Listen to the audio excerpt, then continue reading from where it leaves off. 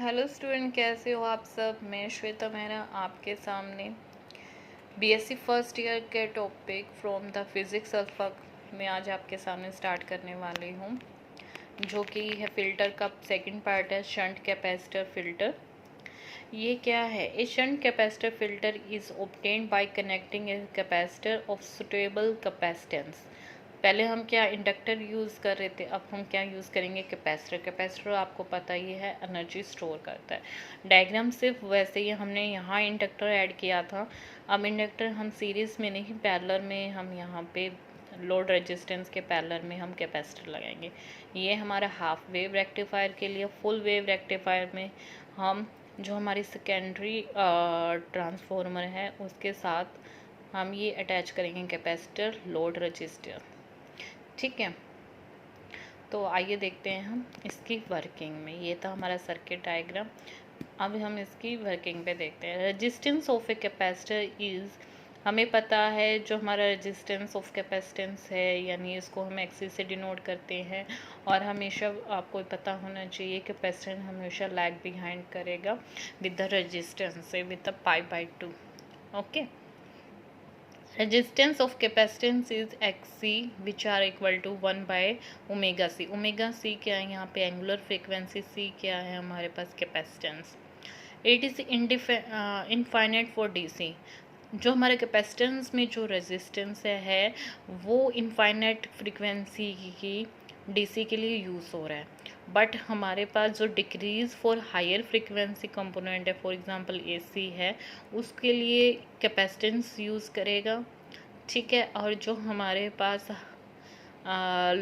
High resistance के कह दो या हाई फ्रीक्वेंसी वाले करो, वो लोड रेजिस्टेंस के थ्रू करेगा। So DC component passes through the RL only, क्योंकि ये हाई फ्रीक्वेंसी की बात कर रहे हैं तो वो कहाँ से गुजरेगा? आरएल से, दोनों के अंदर। ओके, ध्यान रखना रेजिस्टेंस ऑफ कैपेसिटेंस एक्सी क्या होता है? 1 by omega C. It infinite for DC होगा और डिक्रीज फॉर हायर फ्रीक्वेंसी, यानी थोड़ी कम हायर फ्रीक्वेंसी की, वो कहाँ से पास होएगा? कैपेसिटेंस से, वहाँ एनर्जी स्टोर्ड होएगी। और जो डीसी कंपोनेंट होगा वो सिर्फ आरएल के थ्रू ही पास करेगा, जहाँ से हमें आउटपुट मिलेगा। इन कैपेसिटेंट फिल्टर एक्सी, जिसको हमने बहुत क्या किया गया, स्मॉल लिया है। जो हमने कैपेसिटेंस की जो हमने फिल्टर है वो बहुत ज़्यादा स्मॉल लिया है comparison to load resistance RL में। ठीक है, तो हमारे पास एसी, मैंने बोला लो फ्रीक्वेंसी की हो गई, तो AC component of low frequency present in the output of rectifier. ठीक है, जब हम आउटपुट लेंगे रेक्टिफायर में, लेकिन एसी लो फ्रीक्वेंसी की है, इसलिए वो कहाँ पास करेगा? हमारा जैसे सेकेंड डायग्राम ऐसे है ना, यहाँ हमने कैपेसिटेंस लगाया है और यहाँ हमने रेजिस्टेंस आरएल लगाया।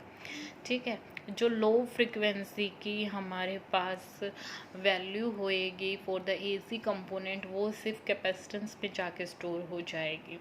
ठीक है, AC component are pass by the capacitor, these component do not pass through RL, क्योंकि आरएल की वैल्यू ज़्यादा है एज कंपेरिजन टू सी।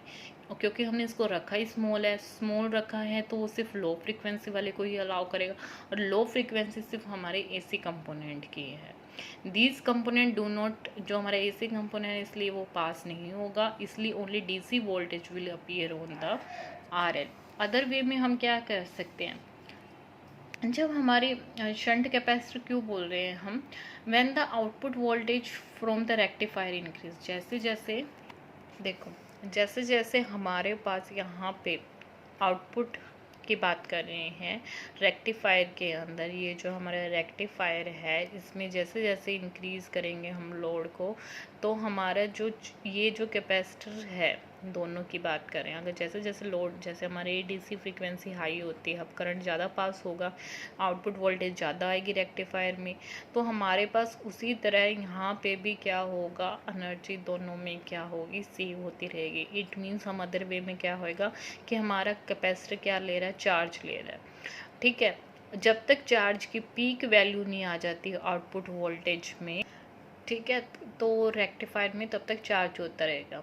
और ये एनर्जी स्टोर करेगा किस वे में? इलेक्ट्रोस्टैटिक फील्ड में।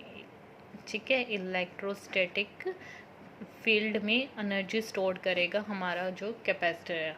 जब output voltage from the rectifier जैसी फॉल होएगी, वैसे वैसे हमारा जो कैपेसिटर है, हम जिसने चार्ज स्टोर किया है, जब हाई फ्रीक्वेंसी थी, जब हाई करंट था, तो कैपेसिटर भी क्या हो जाने लगेगा? डिस्चार्ज होने लगेगा। ओके। और जब हमारे पास कैपेसिटर डिस्चार्ज होने लगेगा तो वो लोड रेजिस्टेंस के थ्रू होगा और वो एनर्जी रिलीज करेगा फ्रॉम इट्स इलेक्ट्रोस्टैटिक फील्ड। अब देखो, मैंने आपको बताया कि हमारा जो कैपेसिटर है वो एनर्जी रिस्टोर कर रहा है एज ए इलेक्ट्रोस्टैटिक फील्ड जब हमारे पास करंट इंक्रीज था।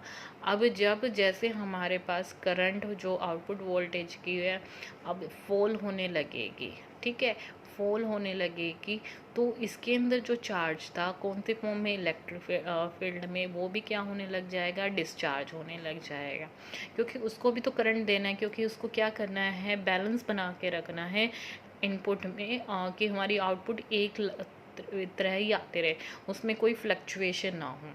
तो हमारे पास क्या होगा? जो इलेक्ट्रोस्टैटिक फील्ड में जो एनर्जी थी वो रिलीज़ होने लग जाएगी बहुत ही शॉर्ट टाइम के लिए, शॉर्ट ड्यूरेशन ऑफ पल्स।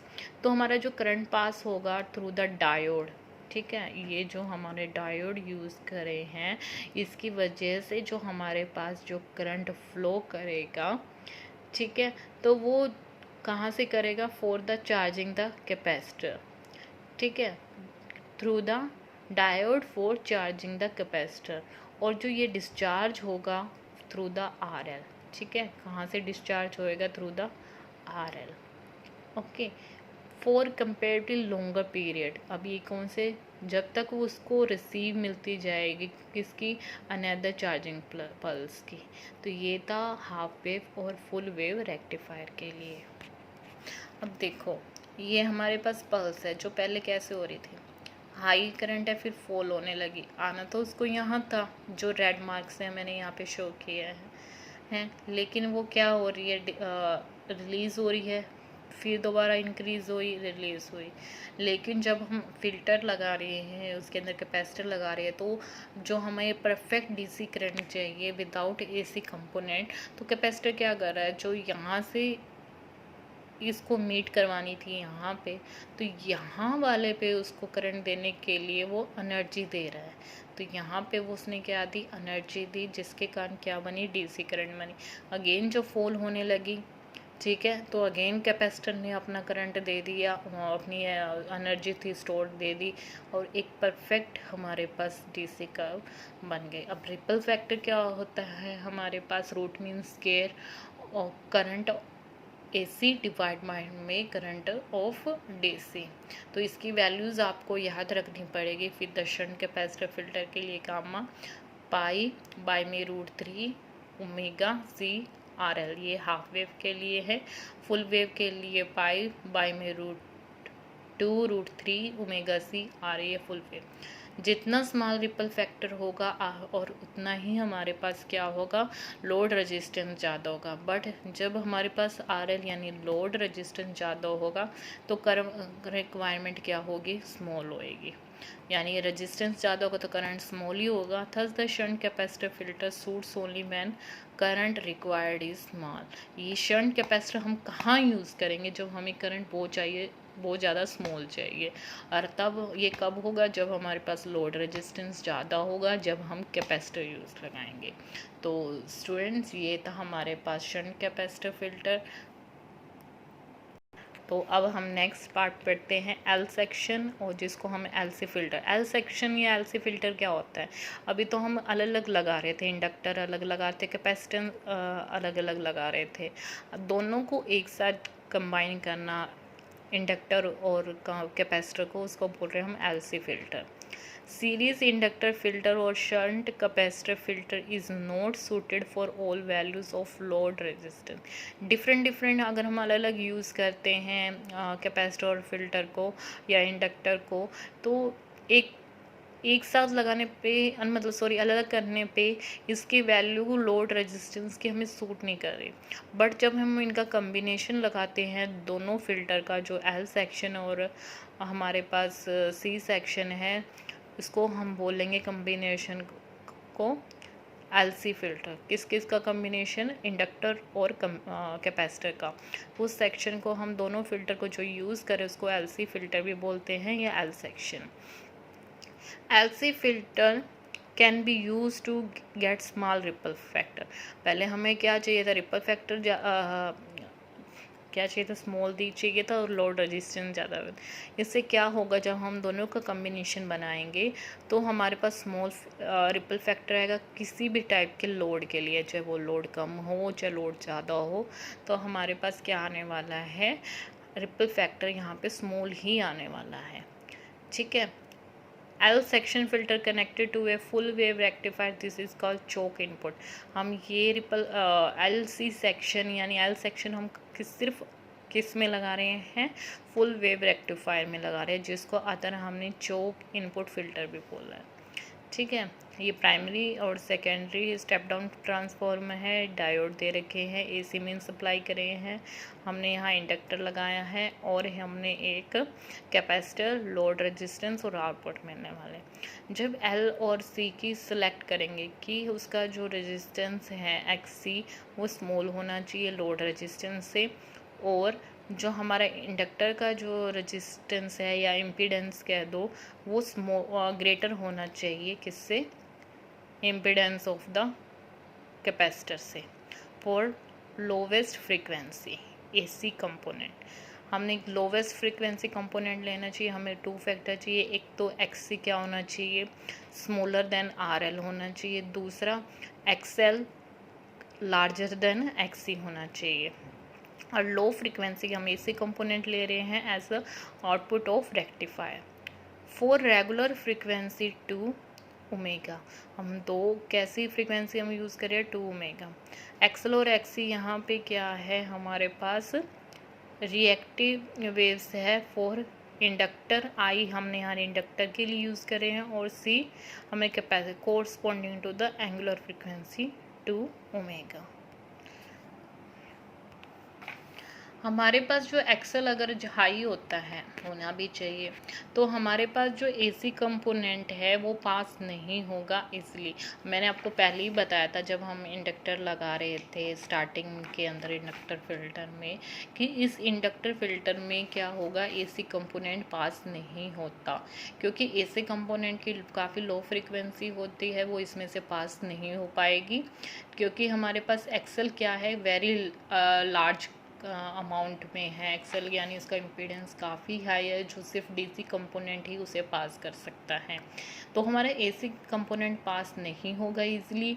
अगर सम एसी कंपोनेंट अगर इसमें से स्मॉलर फ्रीक्वेंसी के पास हो भी जाते हैं, they will flow through a load resistance. फिर अगर इसमें से अगर हमारे पास मान लो एसी पास हो भी जाती है, ठीक है, फिर अब आगे हमारे पास क्या है? लोड रेजिस्टेंस है, और लोड रेजिस्टेंस से इसकी जो फ्रीक्वेंसी होगी वो काफ़ी कम होगी।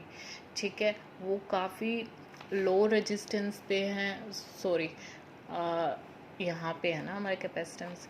ठीक है, यहाँ पे मैंने आपको बताया था अगर एसी करंट यहाँ पे पास हो ही जाता है तो एक्सी की वैल्यू काफ़ी स्मॉल है और आरएल की क्या है?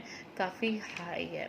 तो ये इसकी काफ़ी लो फ्रीक्वेंसी है, तो वो सिर्फ किस में जा पाएगी? कैपेसिटेंस में, क्योंकि आरएल उसको सिलेक्ट ही नहीं कर पाएगा, उसको डिटेक्ट ही नहीं कर पाएगा। ठीक है, तो AC corresponding to small frequency pass they will follow through a low resistance, जिसका है एक्सी का रेदर देन आरएल। जो रिपल फैक्टर क्या होगा? अगेन क्या हो जाएगा? रिड्यूस हो जाएगा, जिसकी वैल्यू हमारे पास क्या रहने वाली है? गामा 1/6√2 ओमेगा से एलसी। तो स्टूडेंट ये था हमारा आज का टॉपिक, बहुत ही आसान है। एक बार आप अपनी बुक्स में से, वीडियो में से अच्छे से गो थ्रू हुए, नोट्स बनाएं, तो तब तक आपको इतना समझ में नहीं आएगा, वरना जब तक आप अपने खुद के हैंडमेड नोट्स नहीं बनाते। ये हमेशा याद रखना, खुद का लिखा हुआ हम कभी नहीं बोलते हैं। और रट्टाफिकेशन बिल्कुल भी नहीं है। बहुत ही ज़्यादा सिंपल और इजी तरीके से मैंने आप सबको समझाया है, ठीक है। तब तक आप अपने घर में सेफ रहें, हेल्थी रहें, स्माइल करते रहें और अननेसेसरी बाहर ना जाए। Thank you so much and please like, comment, share and subscribe my channel and don't forget the bell icon, जिससे आपको मेरे वीडियो की नोटिफिकेशन सबसे पहले मिलेगी। Thank you, bye, take care.